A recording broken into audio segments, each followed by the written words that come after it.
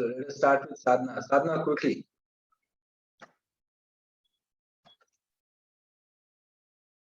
Sadhana, please start. Sadhana.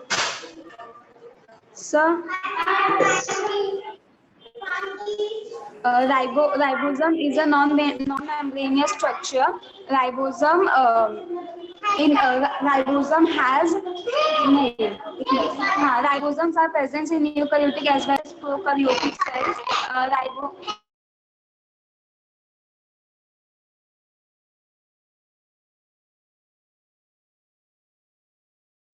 साधना आवाज नहीं आ रही है. I think she has.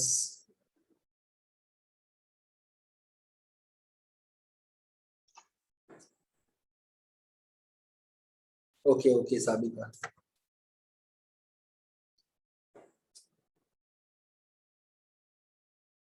All right. By the time she comes back, I want all of you to raise your hand if you are ready for the complete chapter revision. पूरे chapter revision के लिए अगर आप ready हो orally, तो please raise your hand, students. And please switch on your camera, all of you. Let me not repeat this again and again. Switch on your camera.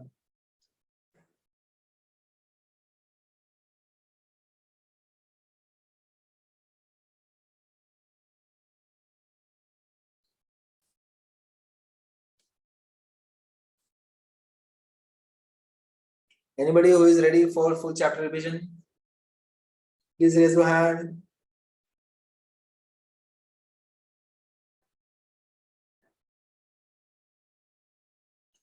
Okay. So what I'll do is, सब camera on करो, at least camera on करो. जिसका भी network issue नहीं है, please switch on your camera. चलो क्या करता हूं मैं, I revise entire chapter for you. अब तक जितना भी हमने किया है पूरा चैप्टर में रिवाइज करता हूं. खुशी ऑडियो म्यूट कर ले, खुशी खेलूस कर.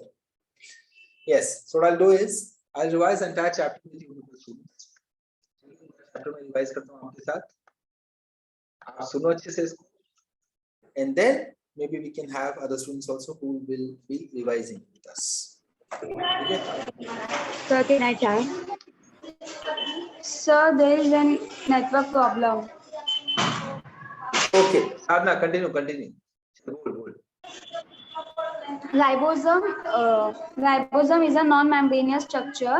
Ribosome are present in eukaryotic as well as prokaryotics.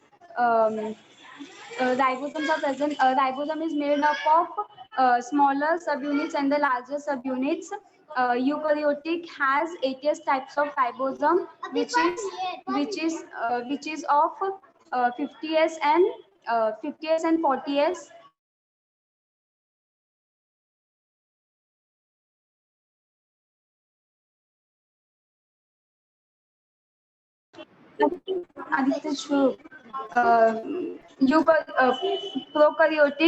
Prokaryotic has 70 types of ribosome, which is 50S and 30S. Ribosomes. The process of shifting of ribosome. The process of shifting of ribosome on mRNA is called translocations. The function of ribosome is to synthesize protein with the help of mRNA, tRNA, and amino acids. Nucleus is made up of outer membrane and inner membrane. When these two membranes fuse, a gap is formed, which is known as nuclear pole. Inside the inner membrane, there is a nucleoplasma. When the DNA is coiled around the octamer of histone protein. Nucleosome is formed. When this nucleosome further coiled and condensed, then the chromatin is formed. When this chromatin again further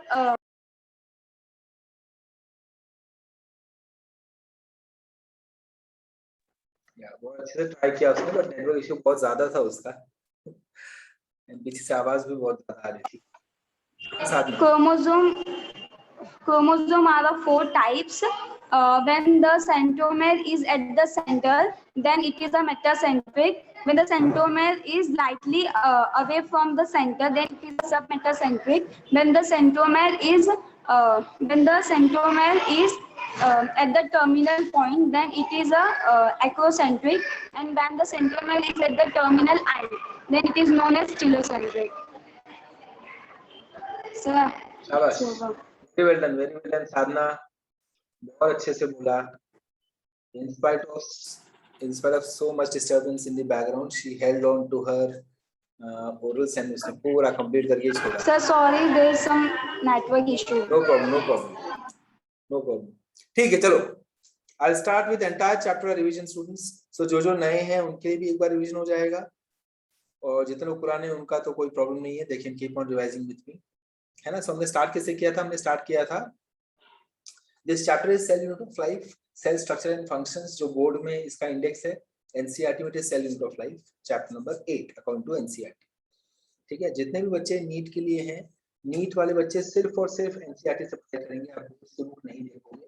जो mains वाले बच्चे हैं वो सिर्फ आपको NCERT देखने की जरूरत नहीं. Okay, so I start with the first segment, जहां पे हमने सेल को पहले क्लासिफाई किया. So cell can be classified into two types, prokaryotic cell and eukaryotic cell. Prokaryotic cell कैसा सेल होता है? इस सेल में we do not have proper nuclear membrane. So nucleus के अंदर जो जेनेटिक मटेरियल होता है, लाइक क्रोमैटिन बोलो, क्रोमोसोम बोलो, डीएनए बोलो, ये स्कैटर्ड होता है पूरे साइटोप्लाज्म में. अंडरस्टूड? बट यूकैरियोटिक सेल में we have a proper nuclear membrane, जिसके अंदर जेनेटिक मटेरियल कन्फाइंड होता है, स्टोर होता है. ठीक है, नेक्स्ट आगे चलते हैं. प्रोकैरियोटिक एंड यूकैरियोटिक में बहुत सारे कंपोनेंट्स ऐसे होते हैं जो कॉमन होते हैं, बहुत सारे कंपोनेंट्स ऐसे होते हैं जो प्रोकैरियोटिक में नहीं होते हैं, सिर्फ यूकैरियोटिक्स में होते हैं. सो डिफरेंशिएट बिटवीन अपन बाद में देखेंगे. We first entered into eukaryotic cell. So eukaryotic cell में we started with the outermost layer, which is known as cell wall. Cell wall कहाँ present होता है? प्लाज्मा मेम्ब्रेन के just बाहर. In case of which cells? Only plant cells. Animal cells में नहीं होता. And cell wall is freely permeable. उसके अंदर बाहर कोई भी आ जा सकता है. If I have to show it with the help of a diagram, this is how I can show students. So this is cell wall. Cell wall के अंदर होता है प्लाज्मा मेम्ब्रेन. ठीक है, this is cell wall. Green colour में जो मैंने बनाया है, this is cell wall. Okay, and then I have this layer which is known as plasma membrane. Plasma membrane is also known as cell membrane. Plasma membrane का दूसरा नाम क्या है? Cell membrane. ठीक है, ये देखो मेम्ब्रेन मैंने कॉमन रखा, खाली प्लाज्मा चेंज करके वहां पे सेल डाल दिया. सिमिलरली प्लाज्मा अपन कॉमन रखेंगे और उसके आगे ऐड कर देंगे लेमा. सो प्लाज्मा लेमा भी बोलते हैं. So all three names, plasma lemma, plasma membrane, cell membrane. Then हमने क्या पढ़ा? अब प्लाज्मा मेम्ब्रेन फ्रीली परमिएबल नहीं है. मैंने आपको एग्जांपल क्या दिया था? सेल वॉल जो है उसके अंदर बाहर कोई भी चीज आ सकती है, कोई भी चीज आसानी से जा सकती है सेल वॉल के थ्रू. तो this is like your building gate. आपके बिल्डिंग के गेट में कोई भी सेल्समैन, कोई भी आदमी, बैंक वाला, किराने के दुकान वाला, कोई भी आदमी आ भी सकता है, जा भी सकता है. So it is like your building gate. But आपका जो आपके घर का जो दरवाजा है, दैट इज प्लाज्मा मेम्ब्रेन. उसके अंदर सिलेक्टेड लोग ही आ सकते हैं. So plasma membrane is selectively permeable. Okay, it is not freely permeable. Plasma membrane is selectively permeable. Next, cell wall is present only in case of plants. Animals में cell wall नहीं होता है. So only in case of plants we can see cell wall. Okay students, next, entire region inside the plasma membrane is known as cytoplasm. इस region को हम क्या बोलते हैं students? We call it as cytoplasm, और it is also known as cytosol. ठीक है, for newcomers you can keep on taking screenshots. जो न्यूकमर्स हैं वो स्क्रीनशॉट ले सकते हो.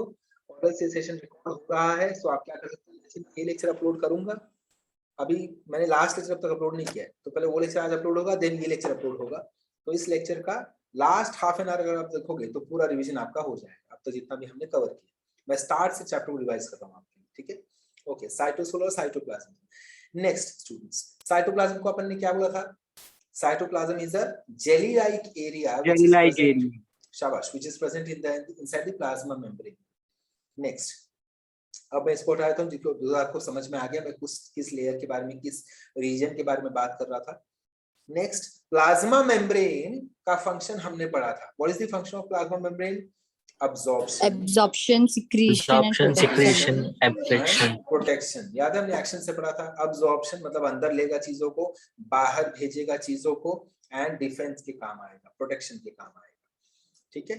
Next, inside the cytoplasm students, cytoplasm के अंदर मुझे क्या क्या नजर आएगा? सबसे important, the most important component of eukaryotic cell is known as nucleus. तो मुझे इसके अंदर क्या नजर आ रहा है?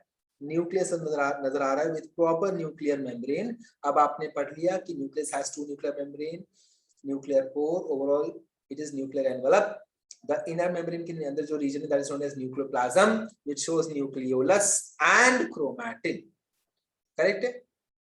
राइट है। अब इधर आते हैं यहाँ पे, let me show chromosome with the help of this, ये कलर जो ब्लू कलर में मैंने दिखाया दैट इज क्रोमोसोम। मैं इसको लिख देता हूँ chromosome, yeah, you can just consider this as chromatin if the cell is not dividing. When the cell is not dividing, अब ये किस्सा क्या है? ये आप लेटर ऑन जब आप सेल डिवीजन पढ़ोगे तब आपको समझ में आएगा कि मैं क्रोमैटिन मुझे कब दिखता है, कब मुझे क्रोमोसोम प्रॉपर्ली नजर आएगा, कब क्रोमैटिन के फॉर्म में दिखेगा। समझ में आया स्टूडेंट्स? क्रोमोसोम के फॉर्म में आपको चीजें कब दिखेगी, क्रोमैटिन के फॉर्म में आपको चीजें कब दिखेगी, ये अलग कंसेप्ट है, ये आपको बाद में सिखाया जाएगा cell division chapter. Okay, now proceeding ahead. Apart from nucleus, we also have mitochondria. याद है mitochondria भी होता है। तो यहाँ पे cytoplasm में also have mitochondria, we have chloroplast, we have Golgi complex, we have endoplasmic reticulum, अलग-अलग चीजें हमारे पास होती हैं। So अब मैं उन चीजों के बारे में डिटेल देने जा रहा हूँ। अब मैं जो भी बातें करूंगा सब कुछ कहाँ प्रेजेंट होगा? कहाँ प्रेजेंट होगा? Everything would be present in the cytoplasm. ठीक है, सब कुछ साइटोप्लाज्म में प्रेजेंट होगा। So I'll delete this and let me use this space very properly. So next thing is endoplasmic reticulum. Endoplasmic reticulum कहाँ होता है स्टूडेंट्स? अगर ये मेरा न्यूक्लियस है, अब आपको अच्छे से समझ में आ गया कि न्यूक्लियस के बीच में जो पोर्स है स्टूडेंट्स, ये देखो, ये सपोज न्यूक्लियर पोर है। ठीक है, इस तरह से ये न्यूक्लियस का लेयर है। Just a second. This is nuclear layer, correct? याद आ रहा है? ये देखो, है ना? So can I say this is nuclear pore? मैंने आधा ही न्यूक्लियस आपको दिखाया है, आधा ऊपर चल गया, छुप गया। देखो जैसे मेरा हाथ छुप गया है, मेरे हाथ का खाली नीचे वाला पार्ट आपको दिखाई दे रहा है, वैसे न्यूक्लियस मैंने ऊपर छुपा दिया आधा, खाली आधा दिखा रहा हूँ जितने का मुझे काम है। ठीक है, सो ये जो न्यूक्लियर पोर मुझे दिख रहा है, यहाँ से क्या बाहर आएगा? यहाँ से जो भी कंटेंट बाहर आएगा वो कहाँ पे चला जाएगा स्टूडेंट्स? इसके साथ एक अनदर स्ट्रक्चर होता है इस तरह से, and this is endoplasmic reticulum. ठीक है students, endoplasmic reticulum, flattened disc shaped structures which are in association with nucleus. So nucleus से जो भी चीजें निकलेंगी एंडोप्लाज्मिक रेटिकुलम पे आ जाएगा। एंडोप्लाज्मिक रेटिकुलम में सपोज मैं इमेजिन कर रहा हूँ कि आ गया अपना mRNA, ये देखो mRNA सपोज यहाँ पे आ गया स्टूडेंट्स, ये रहा mRNA। ठीक है, मैसेंजर आरएनए के अलावा, wait, I draw messenger RNA in this form, ऐसे लाइन की तरह ड्रॉ कर देता हूँ। ठीक है, सो मैसेंजर आरएनए कहाँ आ गया? एंडोप्लाज्मिक रेटिकुलम पे आ गया। Just a second.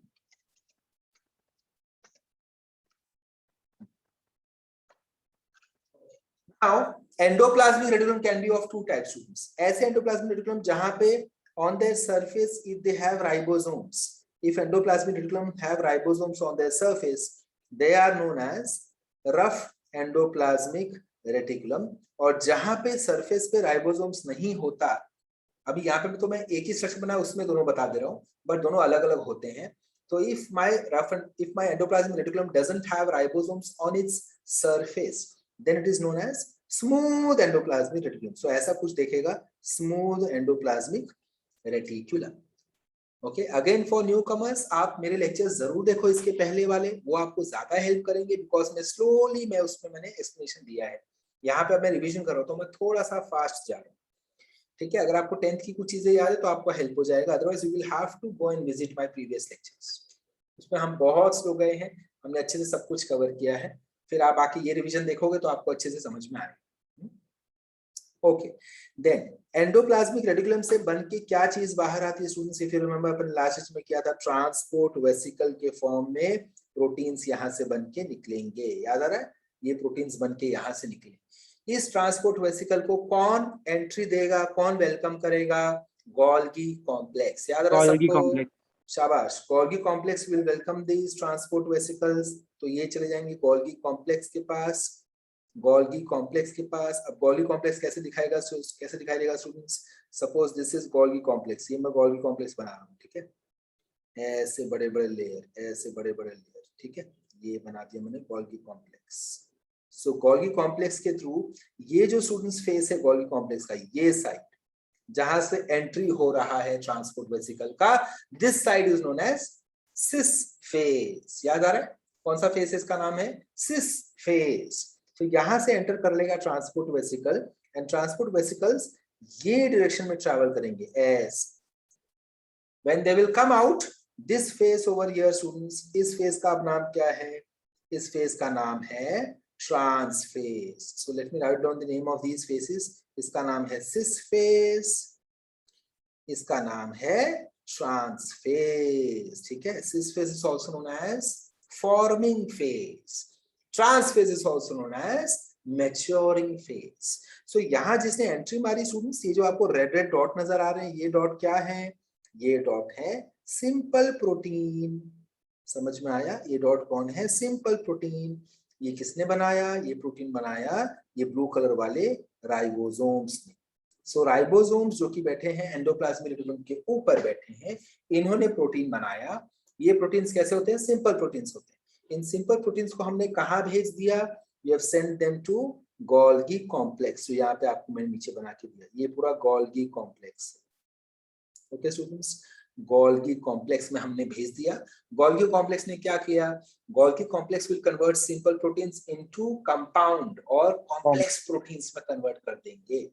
सो अब ये जो बाहर निकल के आ रहा है स्टूडेंट्स, ये देखो, ये जो प्रोटीन आ रहा है बाहर निकल के, दिस इज कॉम्प्लेक्स प्रोटीन्स। कैसे दिखाऊं कॉम्प्लेक्स प्रोटीन? में ऐसे दिखा देता हूँ, चलो डॉट डॉट नहीं दिखाऊंगा, एक थ्रेड की तरह मैंने दिखा दिया। So this is complex protein and that is the function of your Golgi complex. Simple को कंपाउंड बना देना, सिंपल को कॉम्प्लेक्स बना देना। क्लियर हो गया? अब ये जो प्रोटीन बाहर आया, कॉम्प्लेक्स प्रोटीन जो बाहर आया, उसका क्या क्या हो सकता है उसको मैं आपको बताता हूँ, ठीक है। So this complex protein students, ये देखो, ये जो कॉम्प्लेक्स प्रोटीन्स बन के बाहर आया गोल्गी कॉम्प्लेक्स से, let me draw the complex protein. ये जो बाहर आया, इसके साथ तीन चीजें हो सकती हैं, तीन चीजें students. Okay, first of all Secretion. Very good. इसको बाय द वे क्या बोलते हैं? जो ग्रीन कलर का मैंने स्ट्रक्चर बनाया, इसको क्या बोलेंगे अपन? इसको अपन बोलेंगे secretory vesicle. Secretory vessel. Very good, secretory vesicle, vesicle. Okay, secretory vesicle को हम क्या कर सकते हैं? अपन सेल के बाहर भेज देंगे। जैसे अपन, आपने सुना होगा ना, कोई बोलता है कि मेरे फादर एक्सपोर्ट इंपोर्ट का काम करते हैं। एक्सपोर्ट इंपोर्ट, एक्सपोर्ट मतलब क्या? देश के बाहर भेज देना चीजें। वैसे ही एक सेल अपने बाहर भी कुछ प्रोटीन्स एक्सपोर्ट कर सकता है। So that is known as, that process is known as exocytosis. Exocytosis. Very good. Exocytosis. ये देखो, जो भी बच्चे लोग स्टार्टिंग से अटेंड कर रहे हैं ये लेक्चर्स, मतलब हमने इसके ऊपर कितना लेक्चर लिया है? 3, आई थिंक 3 लेक्चर्स इसके पहले अपने हो चुके हैं आराम से, 2 या 3 लेक्चर्स तो हो गए। तो वो 2-3 लेक्चर्स आपको अटेंड करने पड़ेंगे यूट्यूब पे जाके। ओके स्टूडेंट्स, सो अगर कोई ऐसा न्यू कमर इसका आज फर्स्ट सेशन है या सेकंड सेशन है, अगर आपको ऐसा टेंशन आ रहा है कि यार बाप रे ये सब मेरा मिस हो गया, it is very very simple. आपके लिए पूरा का पूरा लेक्चर रिकॉर्डेड है, तो आराम से सुनो उसको, आपको भी आंसर्स देने आएगा जैसे बाकी लोग दे रहे हैं, ठीक है। That is my assurity. अगर फिर भी आपको नहीं आया तो यू कैन आस्क। ओके, आप मुझे नेक्स्ट लेक्चर में ऑडियो ऑन करो और बोलो कि सर मैंने आपका लेक्चर देखा, बट मुझे ये वाला कंसेप्ट तो उसमें नहीं समझ में आया, बाकी सब कुछ समझ गया, ये कंसेप्ट नहीं समझा, तो प्लीज एक्सप्लेन। सो मैं आपको वो लेक्चर में ही मैं आपको सब कुछ वहां पे एक्सप्लेन कर दूंगा। ओके, समझ गया नितिन? क्लियर है? Yes, sir. गुड। सो जो भी न्यू कमर्स हैं, मेक श्योर कि you immediately let me know after going through the recordings. और आप रिकॉर्डिंग्स के लिए ग्रुप पे मैसेज करो, व्हाट्सएप ग्रुप पे आप मैसेज करो, please send me the link for sale unit of life chapter, biology chapter का लिंक भेजो प्लीज। खाली इतना मैसेज करोगे तो आपको लिंक अपने आप या बच्चे लोग ही दे देंगे ग्रुप पे, या Sulochana ma'am and Vandana ma'am Andheri and Kandivali के अकॉर्डिंग वो लोग ग्रुप पे डाल देंगे, ठीक है। समझ में आ गया? सो आप लिंक को आप लेकर आप लर्न करना, रीड करना शुरू कर सकते हो, ठीक है। एक्सोसाइटोसिस हो जाएगा, मतलब सेल के बाहर चला जाएगा, और एल्स ये लोग बन जाएंगे लाइसोसोम, Lysosomes. करेक्ट, या फिर स्टोर हो जाएंगे। राइट, स्टोर हो जाएंगे Vacuoles. इन दी वैक्यूल्स। वेरी गुड, वैक्यूल्स में स्टोर हो जाएंगे, वैक्यूल्स में स्टोर हो जाएंगे। अब लाइसोसोम क्या होता है? लाइसोसोम बाकी चीजों को डाइजेस्ट करेगा, ब्रेक करेगा। याद आ रहा है? लाइसोसोम क्या करते हैं? ब्रेक करते हैं कॉम्प्लेक्स Break चीजों into को simple. into simple. That is perfect statement. They will break complex things into simple things. Okay students, ठीक है। चलो इसके आगे चले जाऊं। इसके आगे हमने क्या किया था? इसके बाद we went into अशो निधि। निधि, what I'll do is, don't worry, एक ही लिंक होता है निधि, एक चैप्टर का एक ही लिंक होता है। It is kind of folder. उसी फोल्डर में सारे लेक्चर चले जाते हैं। लेक्चर 1 से लेकर अब तक सारे लेक्चर्स उसी एक लिंक में रहेंगे। ठीक है निधि, अंडरस्टूड? जो लास्ट लेक्चर अपना हुआ था ना, वो अभी मैं आज अपलोड करूंगा। मैंने तो अपलोड नहीं किया, तो आज मैं अपलोड करूंगा। और आज वाला भी लेक्चर, ये जो लेक्चर चालू है, ये भी ज्यादा से ज्यादा कल मॉर्निंग या कल आफ्टरनून तक अपलोड हो जाए। सो अभी आज लेक्चर तो यू हैव सैट ऑलरेडी, है ना? इसके बाद लेक्चर अभी तुझे बैठना होगा। ठीक है, जस्ट अ सेकेंड।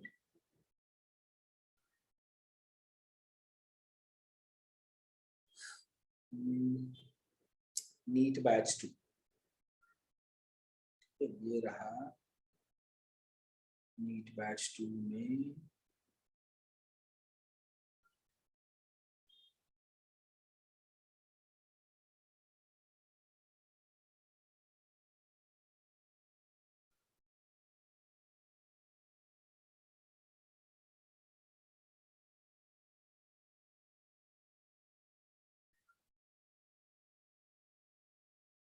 ये रहा। ठीक है, मैंने अंधेरी ब्रांच में भी डाल दिया है और ये मैं कांदली ब्रांच में भी डाल देता हूँ।